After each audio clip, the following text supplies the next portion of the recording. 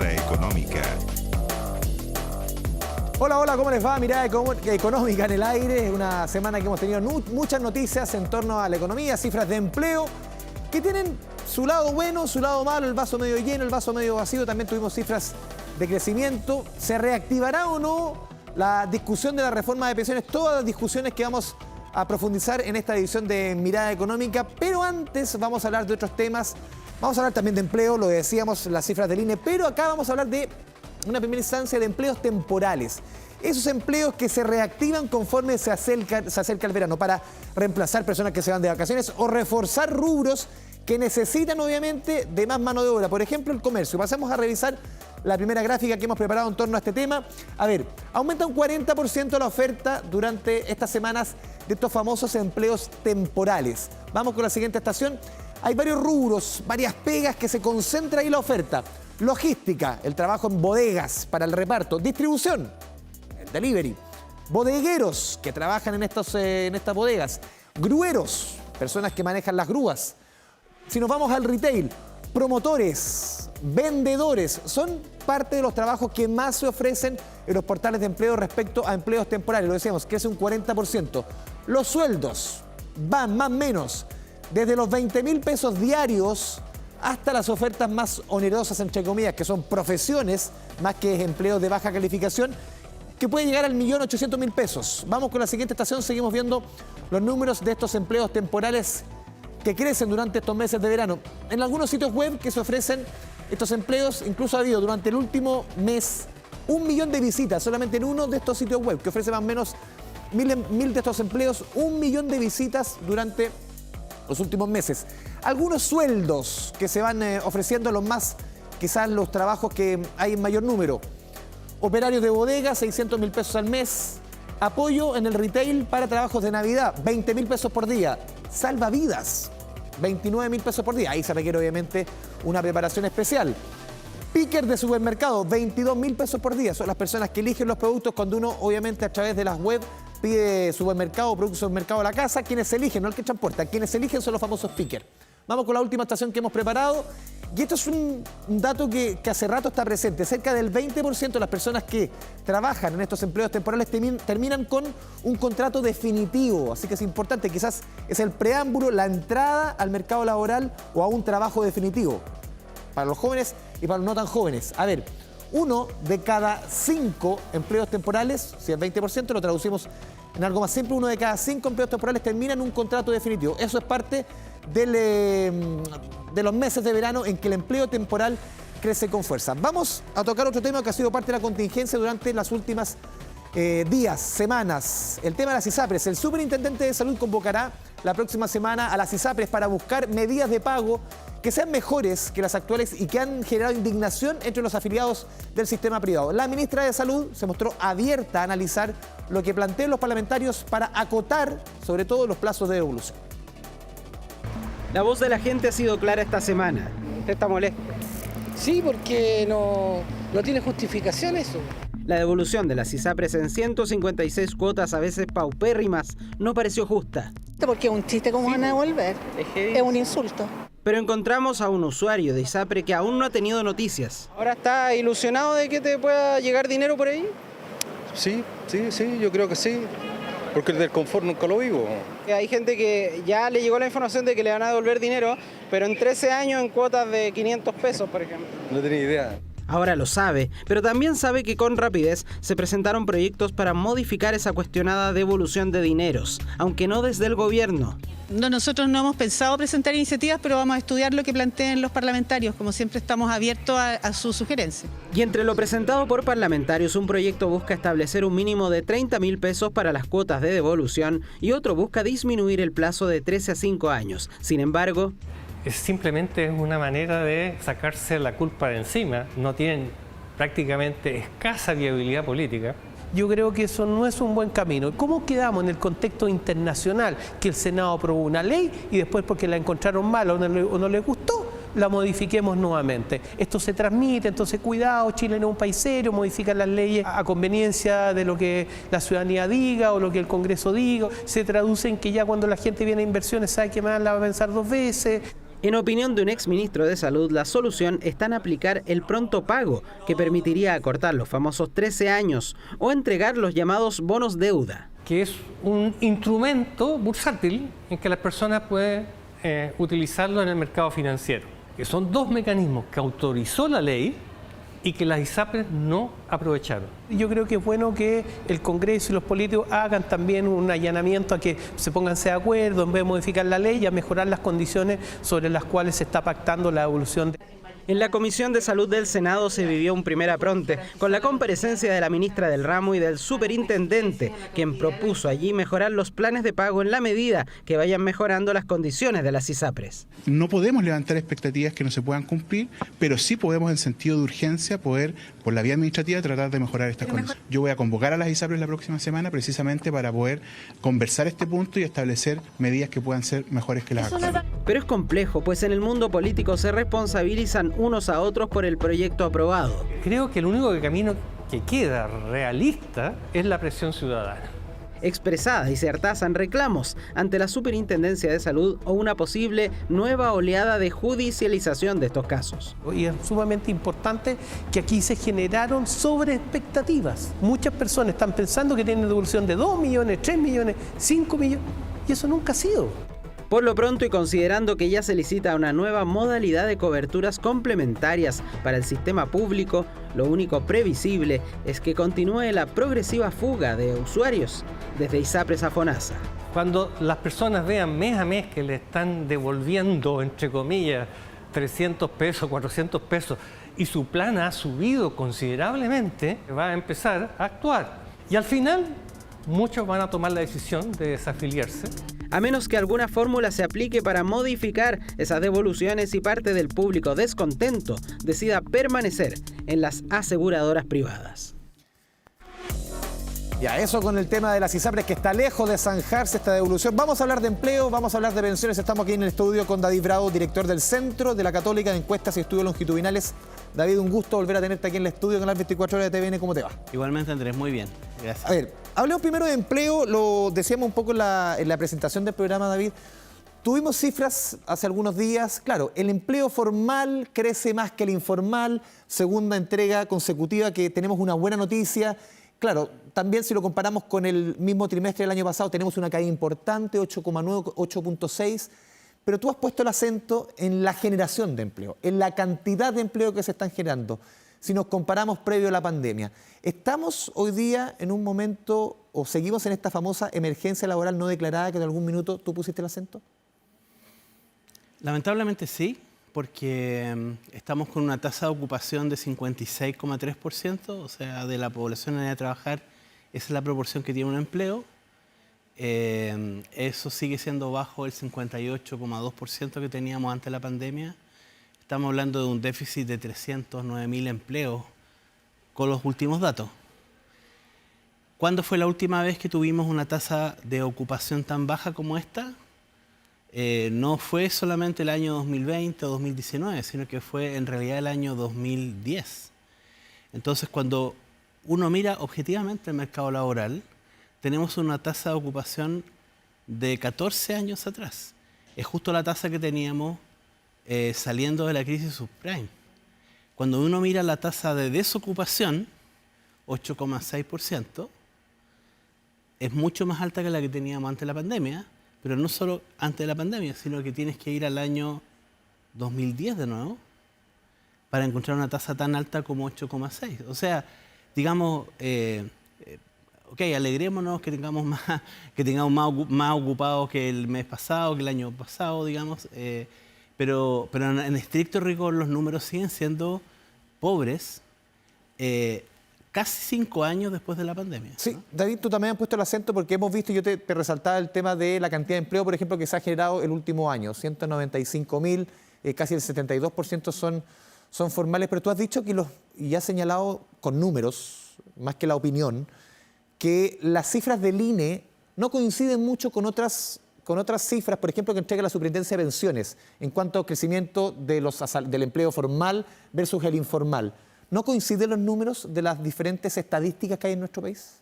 ¿Y qué dicen esos números? Mira, es natural que no coincidan dentro de cierto margen, porque el INE es una encuesta, ¿cierto? Y la contrastamos también.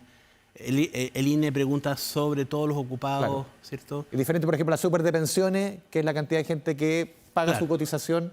Y que es como el censo, por así Ya. decir, de los cotizantes, ¿cierto? O sea, ahí están los empleados más formales. Ahora, lo que no es normal es que difieran en tendencia. ¿En qué sentido? O sea, que una fuente te diga que algo crece y la otra te dice que disminuye. O sea, el INE dice que crece y la cantidad de gente que cotiza mensualmente decrece. Formalmente. Ya, formalmente, ya. O sea, si tomamos a los...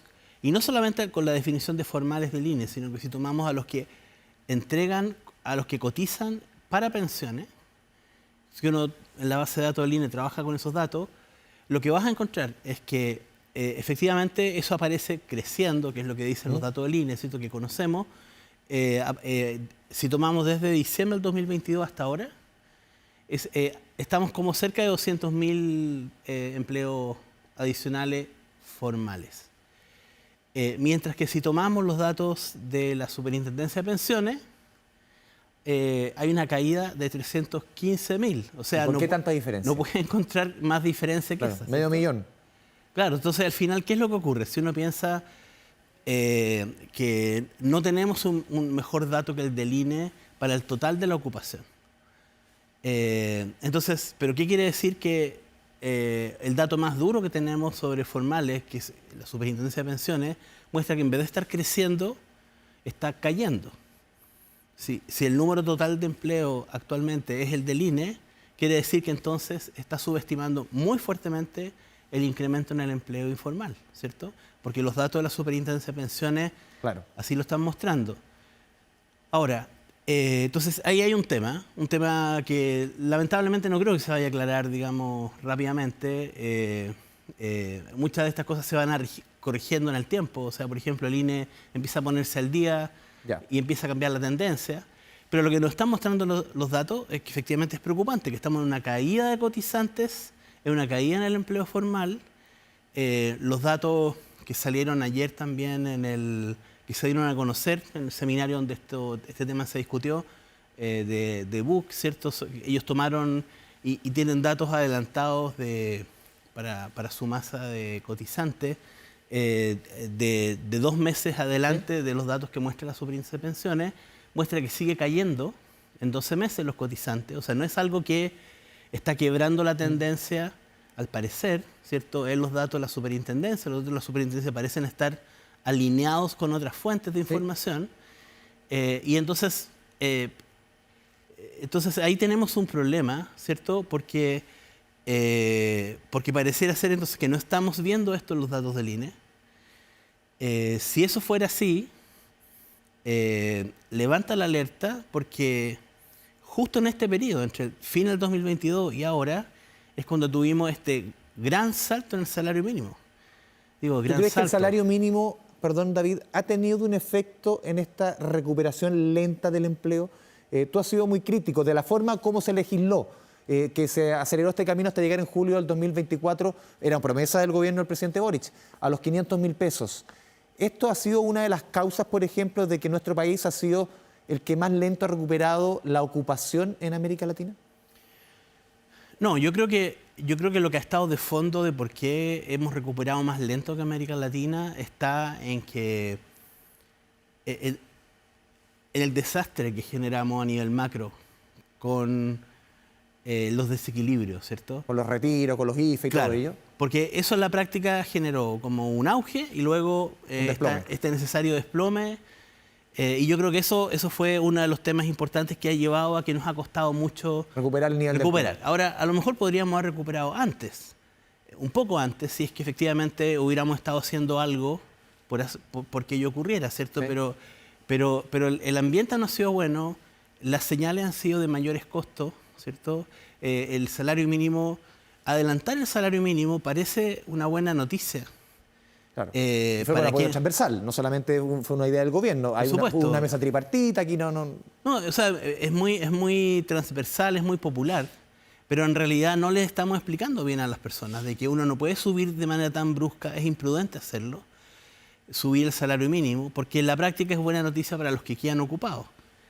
Si uno toma en los datos de la Superintendencia de Pensiones, esos cerca de 300.000 personas que caen desde fin del 2022 hasta ahora, ¿dónde están concentrados? Están concentrados en personas que ganan 600.000 pesos o menos. O sea, está como entre el salario mínimo y un 20% del salario mínimo. No están cayendo las personas, no están cayendo el número de cotizantes, no está cayendo en los grupos de ingresos medios.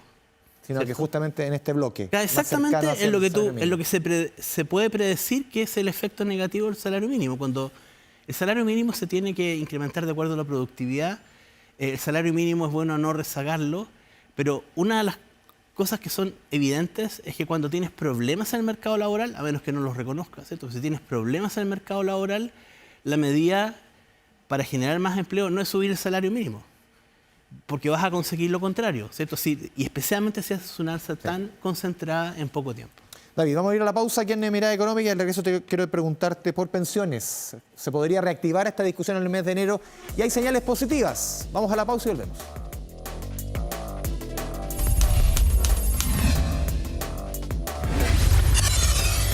Mirada Económica. Mirada Económica. Volvemos a Mirada Económica, estamos conversando con el economista David Bravo, director del Centro de la Católica en Estudios de Encuestas y Estudios Longitudinales.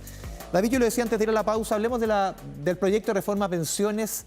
Para muchos es este el momento, y no habrá otro para avanzar definitivamente durante la administración del presidente Boric en este proyecto de reforma a pensiones. ¿Tú lo ves así?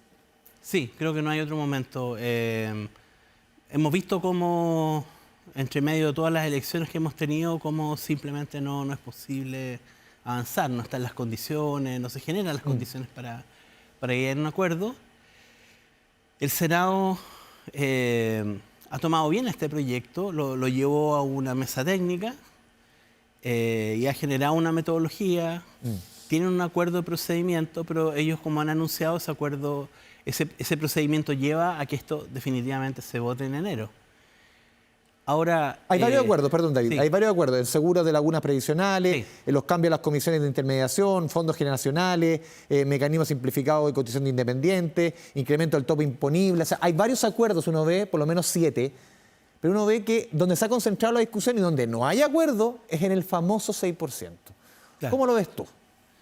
Bueno, han hecho algo correcto, que es como ir de alguna manera, claro, ir despachando algunos temas que eran de más simple solución. Acuerdo y en definitiva creo que eso están haciendo el buen camino. Pero obviamente no sabemos todavía, no hemos tenido noticias, no sé si las vamos a tener de manera directa de la comisión técnica que tienen trabajando o bien cómo van a comunicar, ¿cierto? Finalmente si tienen acuerdo o no tienen acuerdo. Esto depende básicamente de lo siguiente.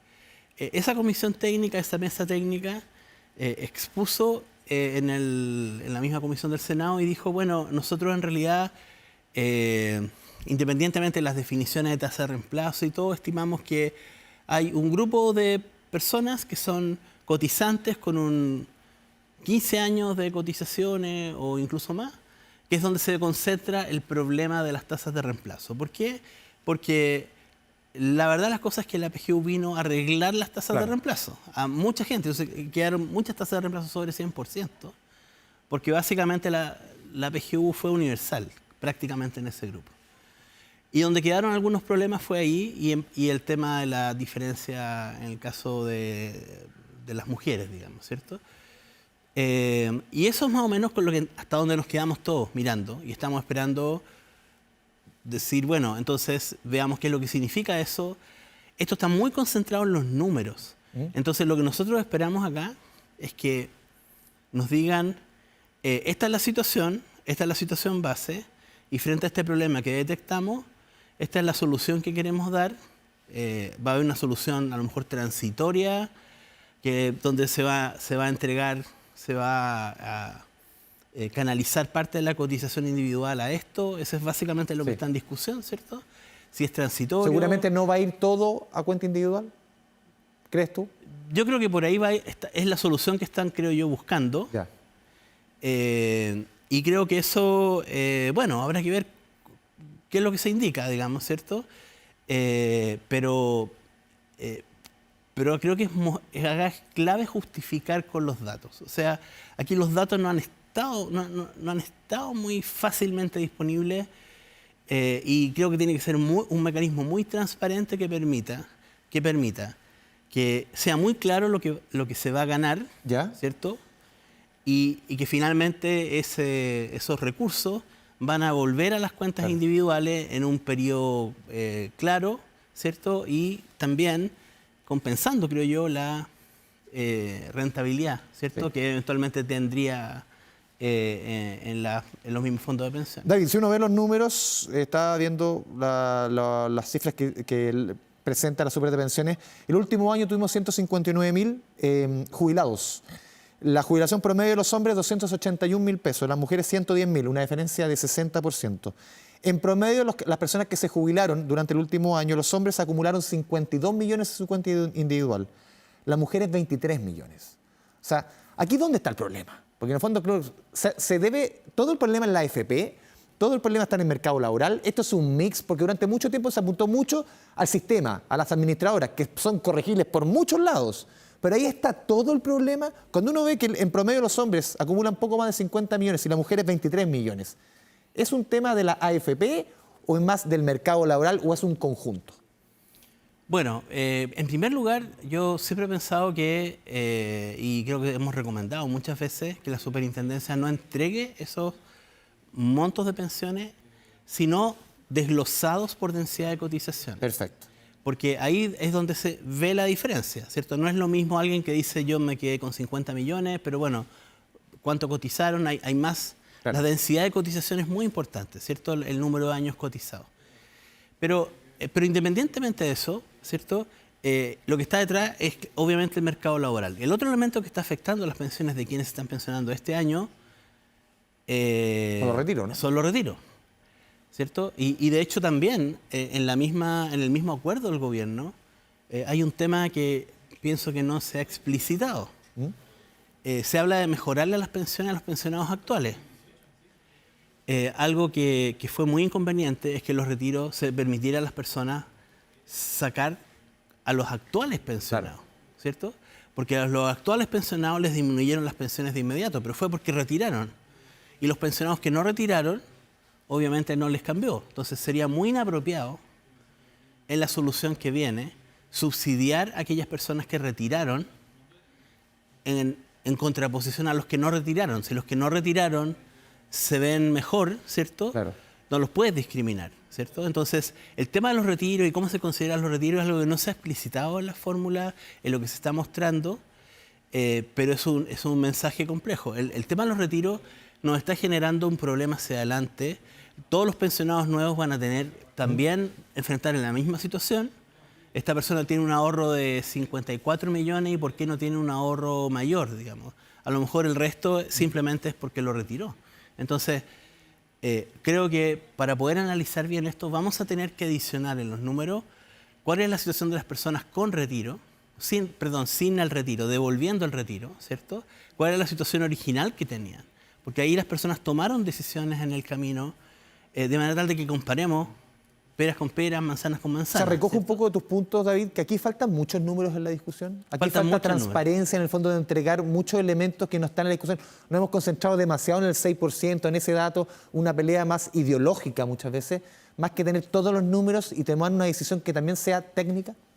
Faltan números, han faltado números desde el comienzo. Hay que recordar que no hemos tenido esas cifras. Yo tuve básicamente que juntar información de las distintas AFP para llegar a hacer estimaciones de tasa de reemplazo, pero esos datos no están disponibles hoy día.